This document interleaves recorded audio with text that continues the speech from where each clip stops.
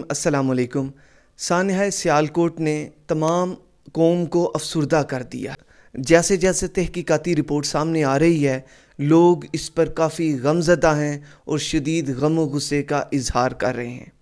یہ سارا واقعہ کیسے پیش آیا، اس دن کیا ہوا، وہ ساری تفصیل ہم آپ کو اس ویڈیو میں بتائیں گے۔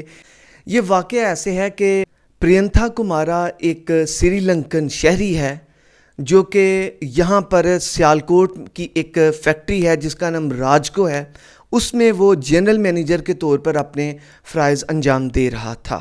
یہ کوئی بتایا جاتا ہے کہ عرصہ 5 سال سے زیادہ اسے عرصہ ہو گیا ہے وہ وہاں پر اپنی services as a general manager ادھر ادا کر رہا تھا۔ پہلے اس کی فیملی بھی سیالکوٹ میں اس کے ساتھ رہتی تھی، لیکن پھر وہ لوگ ادھر چلے گئے اور ادھر یہ ابھی اپنے فرائض منصبی ادا کر رہا تھا۔ یہ ایک نہایت ڈسپلنڈ انسان تھا اور ڈسپلن کے حوالے سے تلقین کرتا رہتا تھا۔ اس کے پہلے بھی بتایا جاتا ہے کہ اس کی جو ملازمین ہیں اور سپروائزر ہیں، اس کی شکایت اس کے فیکٹری کے مالکان کو کیا کرتے تھے۔ جس دن یہ معاملہ پیش آیا ہے، اس دن غیر ملکی کمپنیوں کے وفد نے وہاں پر اس جو فیکٹری ہے وہاں پر وزٹ کرنا تھا۔ تو جو یہ جنرل مینیجر تھا پرینتھا کمارا، اس نے اچانک ہی اس دن پروڈکشن یونٹ کا اس دن اچانک سے پرینتھا کمارا نے وزٹ کیا اور وہاں پر صفائی کا ناقص انتظام دیکھ کر سپروائزر کی اور ملازمین کی سرزنش کی، اور اس کے علاوہ دیوار پر رنگ کے حوالے سے رنگ کی غرض سے وہاں پر لگے جو سٹیکرز ہیں وہ انہیں اتارنے کا کہا، اور مشین پر بھی جو سٹیکرز تھے انہیں اتارنے کا کہا، مگر ملازمین نے اپنے جو جنرل مینیجر ہے پرینتھا کمارا اس کی بات نہ مانی، تو پرینتھا کمارا خود وہاں سے وہ سٹیکر اتارنے لگ گیا اور اس نے وہاں سے وہ سٹیکر اتارے۔ اب انہوں نے ملازمین نے شور مچانا شروع کر دیا اور بات فیکٹری مالکان تک لے گئے۔ فیکٹری مالکان نے یہ سارا معاملہ سنا اور انہوں نے اس کو معذرت کرنے کا کہا۔ یہاں پر آپ کو یہ بھی بتاتے چلیں کہ یہ جو ہم رپورٹ آپ سے شیئر کر رہے ہیں یہ پولیس کی رپورٹ ہے اور یہ وزیر اعلیٰ پنجاب کو بھی یہی رپورٹ ارسال کی گئی ہے۔ تو یہ جو پرینتھا کمارا تھا، یہ جو ہماری ادھر کی لینگویج ہے اس سے نابلد تھا، یعنی نا آشنا تھا، اس لینگویج کو نہیں جانتا تھا۔ تو جب پرینتھا کمارا کو مالکان نے معذرت کے لیے کہا اور اسے پتہ چلا کہ یہ اس پر جو کچھ مذہبی کلمات ہیں، تو اس نے اس پر معذرت کی ان سے اور انہیں بتایا کہ یہ غلط فہمی میں یہ معاملہ ہوا ہے۔ یہ رپورٹ کے میں آپ کو الفاظ بتا رہا ہوں کہ اس نے کہا کہ یہ ایک غلط فہمی کی وجہ سے یہ معاملہ ہوا اور اس نے ان سے معذرت کی۔ معاملہ اس وقت رفع دفع ہو گیا، لیکن بعض جو ملازمین تھے انہوں نے جا کر دوسرے ملازمین کو اس بارے اشتعال دلایا اور انہوں نے جو پرینتھا کمارا ہے انہیں مارنا پیٹنا شروع کر دیا۔ پرینتھا کمارا نے اپنے آپ کو بچانے کے لیے اس جو فیکٹری ہے اس کی وہ 4تھی منزل پر چلا گیا اور 4تھی منزل پر جو لگے سولر پینل تھے جو کہ کافی تعداد میں موجود تھے ان کے پیچھے اپنے آپ کو چھپا لیا، مگر 20 سے 25 افراد جو کہ ملازمین تھے وہ اسے ڈھونڈتے ہوئے اوپر پہنچ کے اور انہوں نے اسے ڈھونڈ کر مارنا پیٹنا شروع کر دیا۔ اسی اثناء میں بتایا جاتا ہے کہ ایک اور مینیجر وہاں پر اسے بچانے کے لیے گیا اور اس کے اوپر ڈال بن کر کھڑا ہو گیا، لیکن وہ جو بفرا کراؤڈ تھا وہ اس نے اس مینیجر کی ایک نہ سنی۔ وہ پرینتھا کمارا کو مسلسل مارتے رہے اور تیز دھار آلے سے اس کے پرینتھا کمارا کے چہرے کو بھی مسخ کیا۔ اس کے بعد پھر وہ اسے مارتے ہوئے نیچے گھسیٹتے ہوئے لے آئے تھے، اور یہ رپورٹ کے پولیس کے مطابق جو اس کی ڈیتھ ہے پرینتھا کمارا کی، اس کو جو قتل کیا تھا وہ فیکٹری کے اندر ہی اسے قتل کر دیا گیا تھا۔ پھر قتل کرنے کے بعد وہ اسے گھسیٹتے ہوئے اس کی لاش کو گھسیٹتے ہوئے فیکٹری کے باہر لے گئے تھے۔ یہاں پہ آپ کو ایک اور بات بتائیں کہ اس فیکٹری کے ٹوٹل 13 سیکیورٹی گارڈ تھے.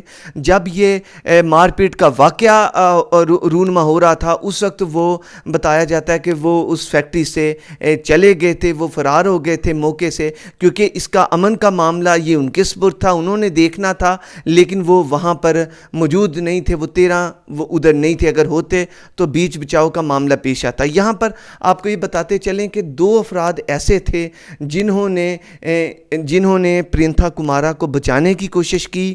ایک چھت پہ گیا اور اسی شخص وہ جو چھت پہ گیا اس شخص نے نیگوشیٹ کرنے کی بھی کوشش کی, بات کی ان ملازمین سے کہ یہ چھوڑ دو, انہیں دہائیاں دیں, اور انہیں یہاں تک یہ ویڈیوز بھی موجود ہیں, یہ ایک ویڈیو موجود ہے جس میں کہ وہ ملازمین کو یہ بات کہہ رہا ہے کہ آپ اسے چھوڑیں, ہم اس کے خلاف پولیس کمپلین کرتے ہیں, پرچہ درج کرواتے ہیں, اور حتیٰ کہ اس شخص کو ہم ملک سے بھی جو ہے نا وہ نکال دیں گے, لیکن اس وقت آپ اسے چھوڑ دیں. لیکن اس وقت جو درندگی پر اتر آیا کراؤڈ تھا وہ اس نے اس بندے کی ایک نہ سنی. اس بندے نے وہاں پر انسانیت کا ثبوت دیا, لیکن جو کراؤڈ ہی تھے, وہ جو موب تھا, ایک جو بپھرے لوگ تھے, انہوں نے نہ سنی, اور ایک سری لنکن شہری کی جس کی حفاظت کا ذمہ ہمارے سر پر ہے, ان لوگوں نے اس جو سری لنکن ہے جس نے اس بات پر معذرت بھی کر لی تھی, ہماری زبان سے نہ بلتا, نہیں جانتا تھا, اسے ہمارے معاملات کا علم نہیں تھا, اور اس نے اس پہ معذرت کی, اور اس نے اس غلط فہمی جو ہوئی اس پر اظہار کیا کہ میں یہ غلط فہمی کی وجہ سے یہ ہوا ہے, تو میں اس پہ معذرت کرتا ہوں.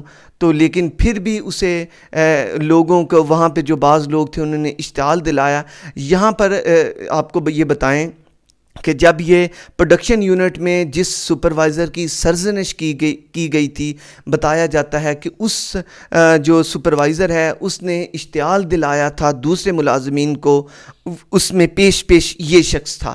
اس کے علاوہ اس کی لاش کی جب اس کی ڈیتھ ہو گئی, اسے قتل کر دیا گیا, تو اس کی بے حرمتی کی گئی, اس کی لاش کو گھسیٹتے ہوئے ٹھوڈے مارے گئے, اس کو چہرے کو مسخ کیا گیا تھا تیز دھار آلوں سے, اور پھر لوگ اس کی ویڈیوز بناتے رہے, پھر نعرے لگاتے رہے. پھر آپ کو یہاں پر ایک اور بات بتائیں کہ اگر آپ وہ ویڈیوز جو ہیں ان میں سنا جا سکتا ہے کہ یہ لوگ یہ معاملہ یہ پیش کر رہے تھے کہ اس نے گستاخی رسول صلی اللہ علیہ وسلم کی ہے, نعوذ باللہ.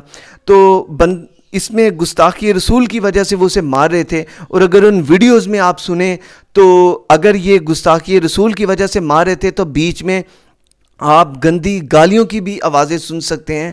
تو سوال یہ بنتا ہے کہ محمد عربی کے ماننے والے, محمد عربی کے قانون کو نافذ کرنے والے, وہ کیسے وہ زبانیں اپنی زبان سے گالیاں دے سکتی ہیں؟ تو یہاں پر ہمیں اس بات کا دیکھنا ہوگا کہ یہ مسلمان تھے یا یہ درندے تھے. تو جب ان کی غیر ملکیوں کی, پھر ان جو غیر مسلم ہیں ان کی حفاظت کا ذمہ ہم سب پر ہے, تو یہ کیسے ہم نے کر دیا؟ جب ان درندوں نے, یہ آخر ہوا کیا, ان کے ذہن میں کیا آیا, انہیں بتانے والا کون تھا, انہیں کیا اس موب میں اتنا بڑا یہ کراؤڈ ہے. بتایا جاتا ہے کہ تھانہ گوکی میں 900 افراد کے اگینسٹ مقدمہ درج ہوا ہے دہشت گردی کا. ان 900 افراد میں یعنی یہ سینکڑوں لوگ تھے, تو ان سینکڑوں لوگوں میں صرف 2 لوگ بچانے آئے تھے. کیا ان لوگوں کی عقل گھاس چرنے چلی گئی تھی؟ کیا ان لوگوں نے بیسک اسلامی تعلیم حاصل نہیں کی تھی؟ کیا ان کے علماء اکرام نے انہیں نہیں بتایا تھا؟ کیا یہ سوشل میڈیا پر مختلف تحریریں لکھنے والے, مختلف پوسٹیں شیئر کرنے والے, انہیں یہ پتہ نہیں ہے کہ محمد عربی صلی اللہ علیہ وسلم نے کیسے غیر مسلموں کے ساتھ کیا سلوک کیا تھا؟ کیا وہ بھول گئے ہیں کہ جب سرکار دو عالم حضرت محمد مصطفیٰ صلی اللہ علیہ وسلم پر وہ بڑھیا کوڑا پھینکتی تھی, تو جس دن وہ بیمار ہو گئی تھی تو آپ اس کا عیادت کے لیے وہاں پر چلے گئے تھے؟ کیا انہیں یہ بات اس وقت یاد نہیں آئی؟ تو سرور کائنات ہیں جو خاتم النبیین ہیں, جن کے واسطے یہ دنیا بنا دی گئی ہے, ان کی ناموس زیادہ ہے یا یہ ہم لوگ کہاں پر گھوم رہے ہیں؟ ہمیں یہ ان کی اگر ناموس کی بات آ رہی تھی تو ہمیں اپنا خود احتسابی اس بات کی وجہ سے، اس واقعے کی وجہ سے کر لینی چاہیے تھی کہ جب آپ پہ وہ بڑھیا کوڑا پھینکتی تھی، جب ایک دن کوڑا نہ پھینکا گیا تو سرکار دو عالم حضرت کائنات حضرت محمد مصطفیٰ صلی اللہ علیہ وآلہ وسلم اس بڑھیا کے گھر میں چلے گئے، تو پھر وہ بیمار تھی، اس کی عیادت کی۔ اس بڑھیا نے یہ کہا کہ ادھر ایک جادوگر آیا ہوا ہے جو سنا ہے کہ وہ لوگوں کو اپنے سحر میں مبتلا کر لیتا ہے۔ تو سرکار دو عالم صلی اللہ علیہ وسلم نے فرمایا کہ وہ میں ہی ہوں۔ تو جب اس نے اتنا حسن سلوک دیکھا تو اس نے کلمہ حق لا الہ الا اللہ محمد رسول اللہ پڑھ لیا۔ تو جب یہ باتیں ہم سنتے ہیں تو ہمارے رونگٹے کھڑے ہو جاتے ہیں۔ تو پھر ہم نے کیسے اس کے چہرے پر ضربیں لگا دیں، اس کی معافی کو جب اس نے معذرت کر لی تھی تو ہم نے اس کی معذرت کو کیوں نہ قبول کیا۔ یہ تمام چیزیں دیکھنے والی ہیں۔ ہم نے وہ کام کیا ہے جس سے ہمارے مسلمانیت کی جگن سائی ہوئی ہے، جس سے ہماری پاکستانیت کی جگن سائی ہوئی ہے۔ تمام ہم کیا چہرہ پیش کر رہے ہیں، اس کی ماں کو، اس کی بیوی کو ہم کیا جواب دیں گے، اس کے ایک 9 سالہ اور اس کے ایک 14 سالہ بچے کو ہم کیا جواب دیں گے۔ ناظرین، وہاں پر 160 کیمروں کی فوٹیجز لے لی گئی ہیں، وہ انسائیڈ دی فیکٹری ہیں and out side the factory بھی وہ ہوں گی۔ وہاں پر یہ جو معاملات سارے ہوئے، یہ پولیس نے ساری رپورٹ لے لی ہیں۔ اس میں جو حکام ہیں وہ بہت سخت ایکشن انہوں نے لیا ہے، وزیر اعظم لیول تک یہ، اور یہ کیونکہ یہ بات انٹرنیشنل لیول پہ ہے، اس پہ آنے والے منٹس در منٹس اس کی جو ہے نا اس معاملے میں وہ تبدیلیاں رونما ہو رہی ہیں۔ پھر اس کے علاوہ 900 افراد ہیں جن پر تھانہ اوگوکی میں مقدمہ درج ہوا ہے۔ اس میں جو ملزمان ہیں، جو مین کلپرٹس ہیں، وہ گرفتار ہوئے ہیں۔ جو سیلفی بنانے والا تھا وہ بھی اریسٹ ہو چکا ہے، جنہوں نے پتھر لا کر دیے وہ بھی گرفتار ہو چکا ہے، جو ویڈیوز بنا رہا تھا، جس نے ویڈیو بنائی وہ بھی گرفتار ہو گیا ہے۔ اور یہ معاملات اتنا ایک پریشان کن ہے کہ اس رپورٹ کو پڑھتے ہوئے بھی دل افسردہ ہوا ہے، یہ بتاتے ہوئے بھی جذبات انتہائی تکلیف دہ یہ ایک معاملہ ہے کہ وہ فکر معاش کے لیے ہمارے ملک میں آیا تھا۔ ایک شخص نے کیا خوب کہا ہے کہ ہم لوگوں کو زیادہ رزق آ جائے تو ہمیں راس نہیں آتا، زیادہ رزق آ جائے ہمیں راس نہیں آتا۔ وہ شخص غیر ملکی تھا، وہ سائیکی آف بزنس سمجھتا تھا، بیرونی ممالک کے جو انویسٹر تھے وہ یہاں پر آ کر بیٹھا تھا، وہ اپنی جو مہارت سے کام کرتا تھا، صرف ہمیں مسئلہ یہ تھا کہ وہ ہمیں ڈسپلنڈ بنا رہا تھا۔ ناظرین، یہاں پر مینیجر کی بیوی کا جو بیان ہے اس نے جو دیا ہے وہ ہم آپ سے شیئر کریں گے۔ نروشی دسانیہ اس کی بیوی کا نام ہے، پرینتھا کمارا کی بیوی کا۔ اس نے کہا ہے کہ میرے شوہر ایک معصوم انسان تھے، میں نے خبروں میں دیکھا کہ انہیں بیرون ملک اتنا کام کرنے کے بعد اب بے دردی سے قتل کر دیا گیا ہے۔ میں نے انٹرنیٹ پر دیکھا کہ یہ قتل اتنا غیر انسانی عمل تھا۔ میں سری لنکا کے صدر اور پاکستان کے صدر و وزیر اعظم سے منصفانہ تحقیقات کا مطالبہ کرتی ہوں تاکہ میرے شوہر اور ہمارے 2 بچوں کو انصاف مل سکے۔